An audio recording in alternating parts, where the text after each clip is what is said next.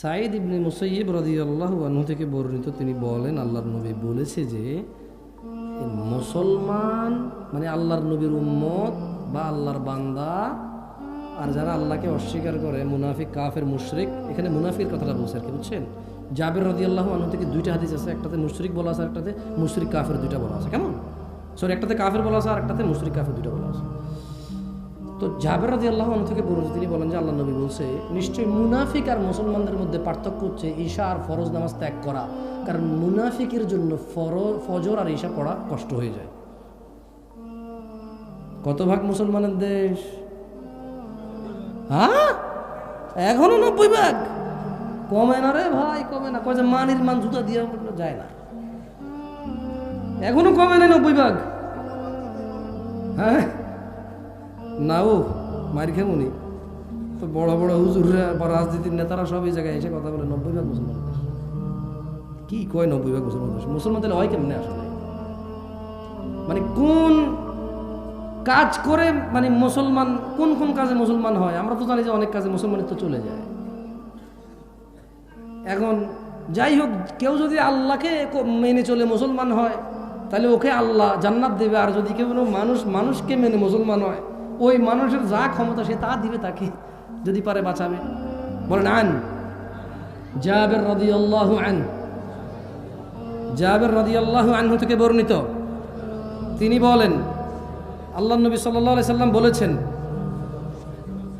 বাইনার রাজুলি, জোরে বলেন তো, দেখেন তো মুখস্থ হয় কিনা।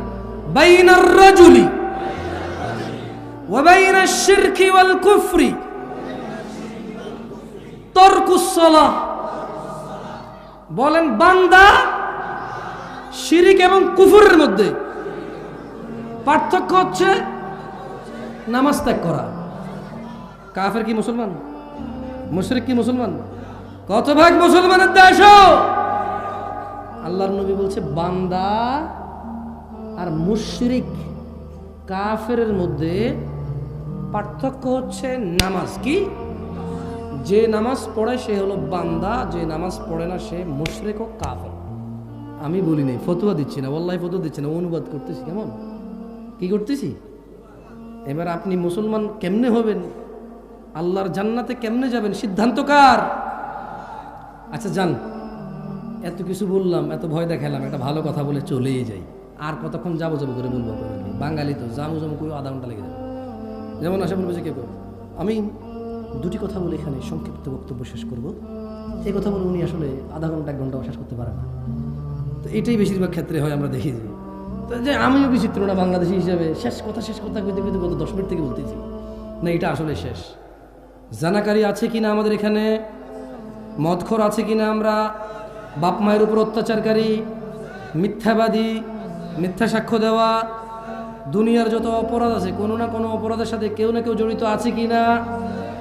তাইলে ওই যে ওই লোক বলল হারামকে মেনে চলবে, হালালকে স্বীকৃতি দিবে, যতই মানুষ বলুক কি কয় আস্তাগফিরুল্লাহ, তওবা, তফসি, কানে ধরছি আর জীবনে করতাম না, যতই করব, আল্লাহ যেটাকে হালাল করেছে সেটা লজ্জা পাবে না। কি পাবে না? আল্লাহ যেটাকে হালাল করেছে সেটা কি পাবে না? আর আল্লাহ যেটাকে হারাম করেছে সে কখনো এটা থেকে লজ্জা উঠাবে না। কি উঠাবে না? তো জান্নাতে যাওয়ার জন্য যদি 5 ওয়াক্ত নামাজ জরুরি হয়, জামশেদ ভাই আমি তো অনেক দিন পড়ি নাই। জান্নাতে যাওয়ার জন্য যদি জানা বন্ধ করে দিতে হয়, নেশা বন্ধ করে দিতে হয়, জামশেদ ভাই আমি তো এখনো গতকালকেও করে আসছি নেশা অথবা জানা। জান্নাতে যাওয়ার জন্য যদি সুন্নতকে মেনে চলতে হয়, হালাল মেনে হারামকে সবসময় বর্জন করতে হয় যদি জান্নাতকে পেতে হলে, আমি তো আধা ঘন্টা আগে এখানে আসার আগেও আমার প্রেমিকার সাথে কথা বলে আসছি, একজন লোককে টাকা দিবে বলে দেই নাই, একটা লোককে ধমক দিয়ে আসছি, আব্বাকে ধমক দিয়ে আসছি, আম্মার সাথে জোরে কথা বলে আসছি, একটু আগে আমি আমার বউকে ভাতের প্লেট এভাবে ছুঁড়ে ফেলে দিয়ে আসছি এখানে মাহফিল দেখতে। জামশেদ ভাই তাহলে আমার উপায় কি? শোনেন, আল্লাহ তাআলা কোরআনুল কারীমে বলছে ইল্লা মান তাব, অতএব যেই ব্যক্তি তার সমস্ত গুনাহ থেকে ফিরে এসে আল্লাহর কাছে মাপ চায়, ফিরে আসে, ওয়া আমানা, আল্লাহর প্রতি ঈমান আনে, ওয়া আমিলা আমালান সালিহা, এবং আল্লাহর জন্য কিছু ভালো কাজ কর্ম করে। আল্লাহ বলছে ফাউলাইকা ইউবাদদিলুল্লাহু সাইয়্যাতিহিম হাসানাত, তাহলে তার পিছনের যত লিটার মদ খেয়েছে, পিছনে যত লক্ষ কোটি লিটার মদ খেয়েছে, যত ইয়াবা গাঁজা খেয়েছে, যত কিছু করেছে, যত অপরাধ সে করেছে, ফাউলাইকা ইউবাদদিল, আল্লাহ তার সমস্ত গুনাহকে বদল করবে। সাইয়্যাতিন, তার গুনাহকে বদল করবে। হাসানাত, এই মাফ করবে বদল করে নেকি বানায় দেবে গুনাহগুলোকে। সিদ্ধান্ত আপনাদের। এতদিন যা করেছেন করেছেন। যদি ঈমান আনেন, আল্লাহর কাছে ফিরে আসেন, ঈমান আনেন, ভালো কাজ করেন, তাহলে পিছনের যত গুনাহ আছে আল্লাহ নেকিতে পরিবর্তন করে দেবে। এখন আপনি আজকে ফজর থেকে নামাজ শুরু করবেন কিনা, এখান থেকে গিয়ে উজু করে ঈশান নামাজটা পড়ে ফেলবেন কিনা, সিদ্ধান্ত আপনার।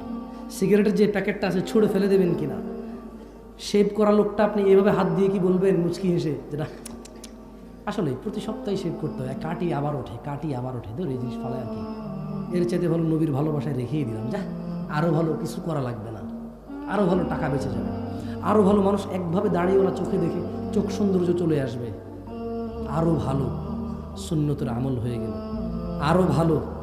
এবার শরমে লজ্জায় অনেক কিছু বলা যাবে না, মানুষ বলবে যে মুখে দাঁড়িয়ে দেখে তুই কি কস। আরও ভালো দিন পালন আমার জন্য সহজ হবে, আরও ভালো টাকুর উপরে প্যান্ট পরবো সুন্নত মনে করে, আল্লাহর আদেশ মনে করে, ওখানে সূর্যের আলো রাখবে, আমার হরমোন বৃদ্ধি পাবে, শরীর আমার উপকৃত হবে। আরও ভালো আজকে থেকে সমস্ত অপরাধ বাদ দিলাম, সর্বোচ্চ নেক আমল করার চেষ্টা করব, আল্লাহ আমার পিছের সমস্ত গুনাহ নেকিতে পরিবর্তন করবে, এই আশা আল্লাহর কাছে রাখলাম। কারণ আল্লাহ সবচেয়ে বেশি পছন্দ করে ওকে যে আল্লাহর কাছে ভালো কিছু আশা করে, যে আল্লাহর কাছে কি করে, ভালো কিছু আশা করে।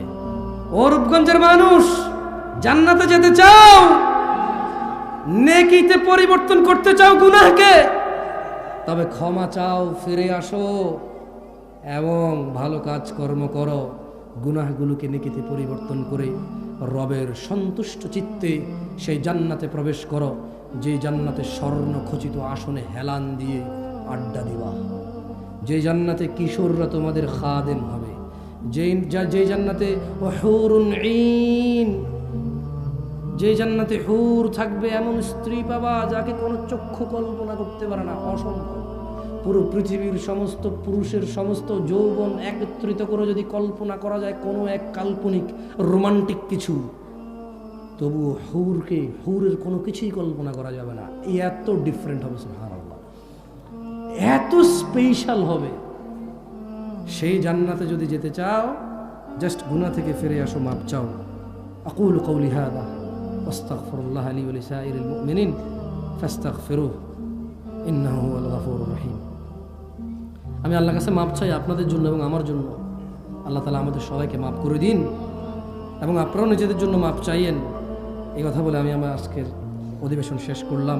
সুবহানাকাল্লাহুম্মা ওয়া বিহামদিকা আশহাদু আল্লা ইলাহা ইল্লা আনতা আস্তাগফিরুকা ওয়া আতুবু ইলাইক।